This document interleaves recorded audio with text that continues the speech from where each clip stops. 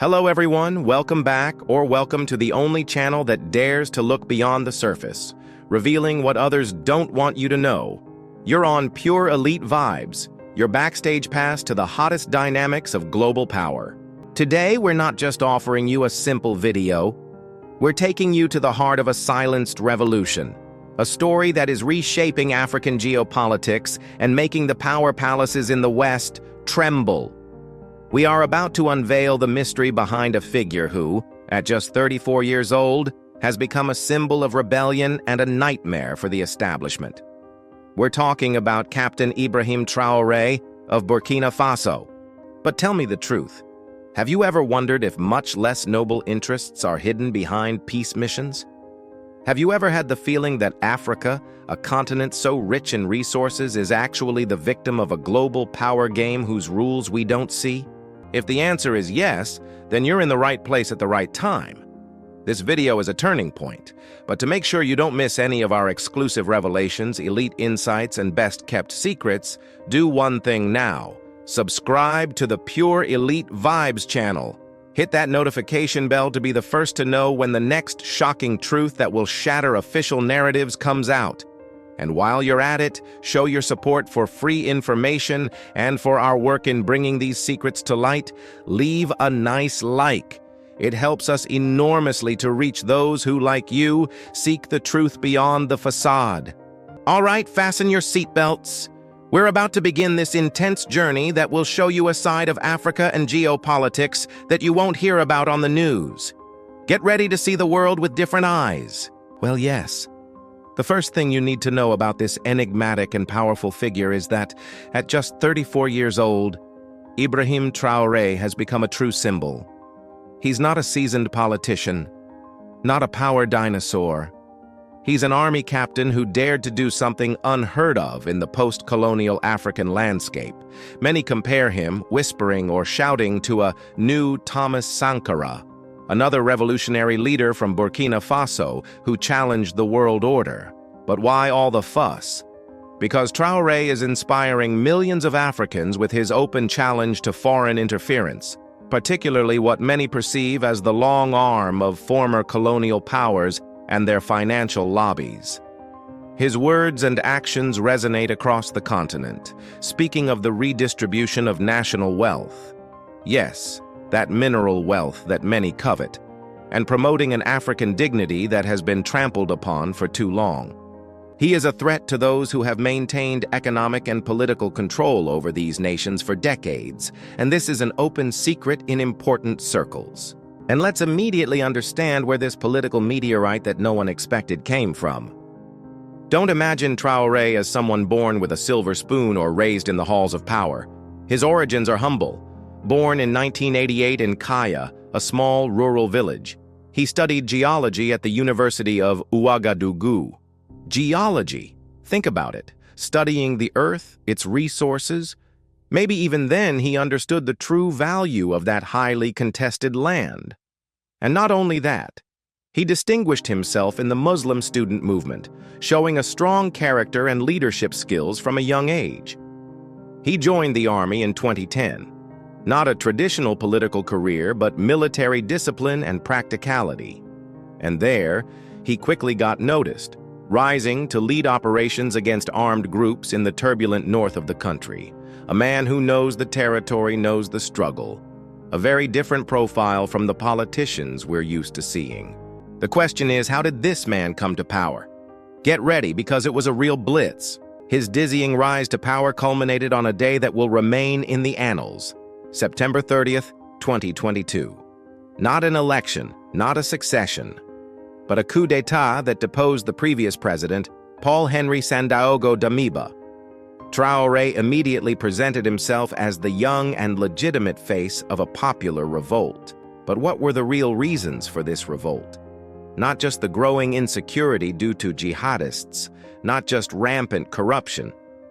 Corruption. An endemic evil often tolerated by those with external interests.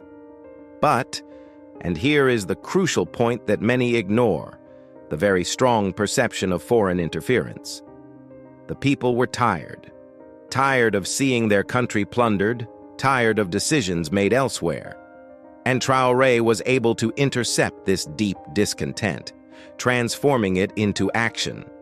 It wasn't just a simple military takeover, but a political earthquake motivated by reasons that strike the most sensitive chords of the population.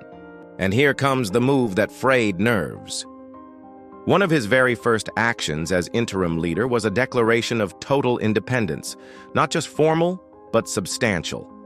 A clear break with the West, and particularly with France, the former colonial power that for decades maintained a strong influence, if not a genuine hidden control, over many aspects of Burkina Faso's political and economic life.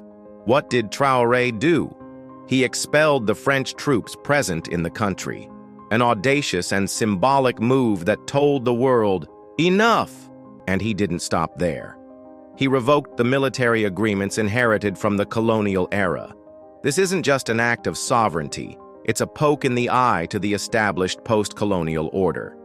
A gesture that sent a very strong message not only to Burkina Faso, but to all of Francophone Africa. A genuine diplomatic slap that showed the new face of African leadership that is not afraid to claim its space.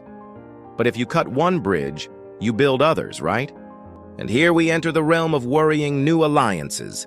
The resounding break with France didn't happen in a vacuum. Simultaneously, Traore began looking elsewhere for new partners.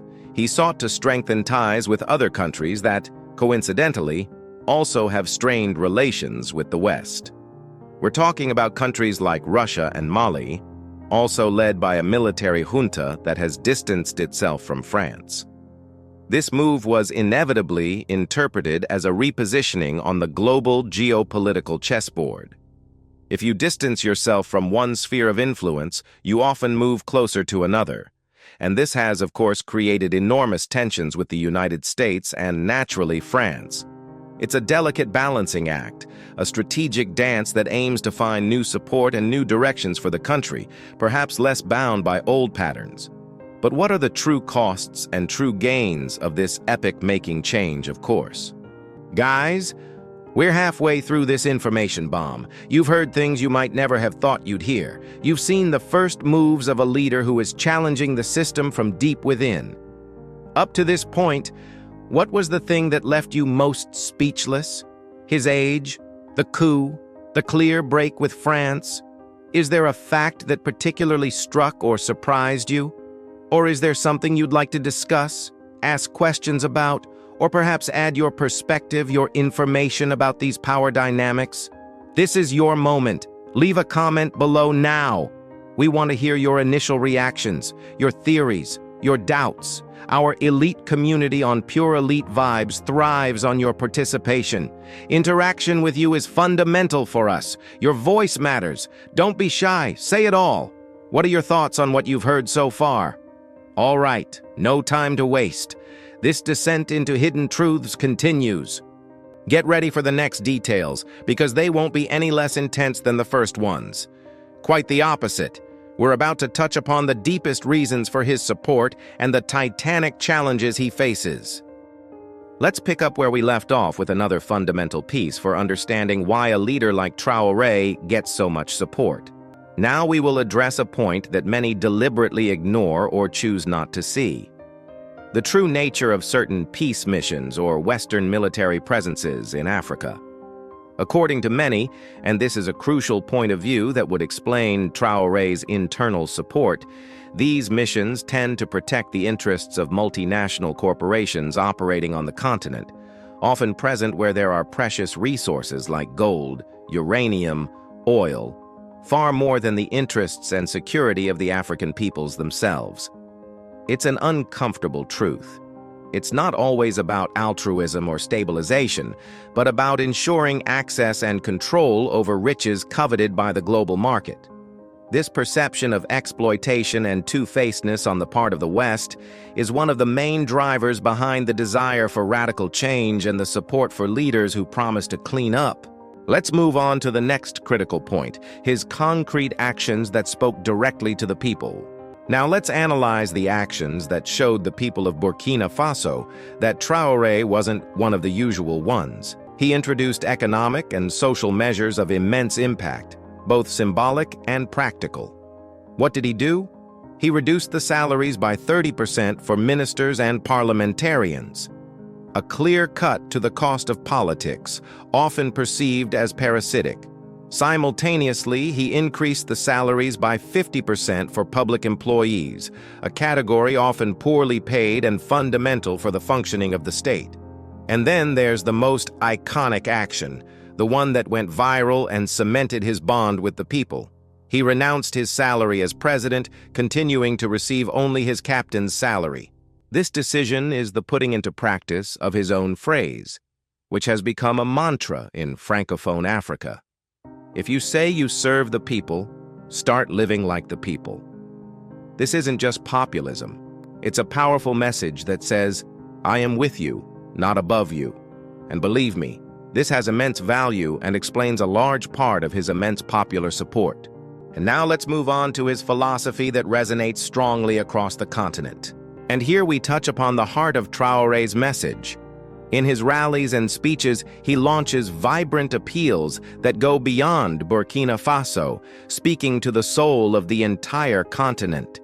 He speaks of an awakening of African consciousness and the continent's dignity. He argues that Africa has been deliberately led to believe it is poor, while in reality it is extremely rich in resources like gold, uranium, cotton, water. But the problem is that it doesn't control them. He explicitly invites young Africans to reject the post-colonial inferiority complex, that mindset that makes them believe progress can only come from outside. He urges them to commit personally to building a sovereign and free future, master of their own destiny and wealth. It's a message of emancipation, a battle cry against the mental and economic chains of the past and present. This is what makes him so dangerous for those who benefit from the status quo. But not all that glitters is gold. There are huge shadows and challenges that Traore faces, and that raise concerns. Despite his popularity, his path is not without question marks. The biggest?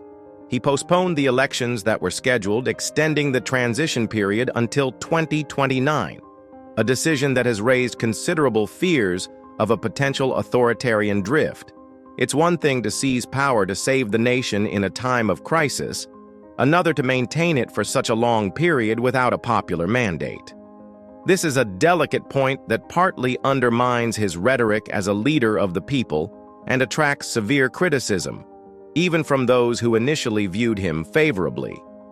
It's the great contradiction of his figure, a leader who speaks of freedom and sovereignty, but limits democratic freedom. And here we are at the last, but no less explosive, chapter, the challenge that doesn't let him sleep at night, the titanic challenge that looms over Burkina Faso and Traore every single day, the fight against the jihadist groups that devastate the country and the Sahel region.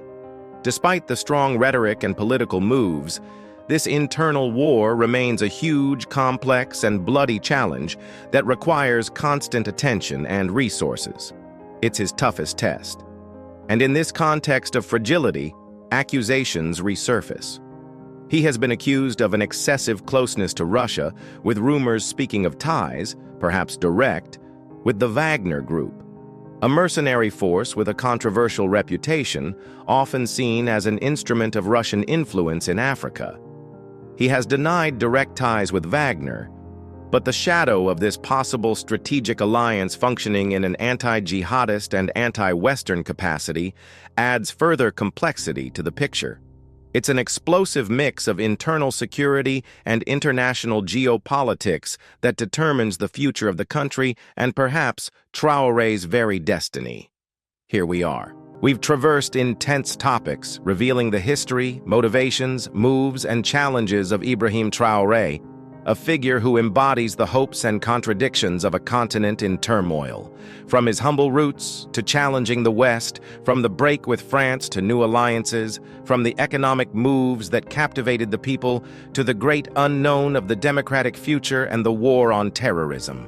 Personally, I find the figure of Traore to be extraordinarily complex and fascinating. He is a leader who has struck deep chords in the population, speaking a language of pride and sovereignty that was long awaited. His actions against foreign interference and his philosophy of living like the people are undoubtedly powerful and explain the vast support.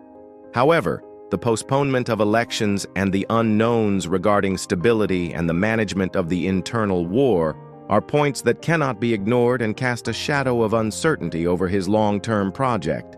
It's an unfolding story, a risky experiment in the heart of Africa. What you've seen today on Pure Elite Vibes is a powerful tool for your knowledge and understanding of dynamics that go far beyond newspaper headlines.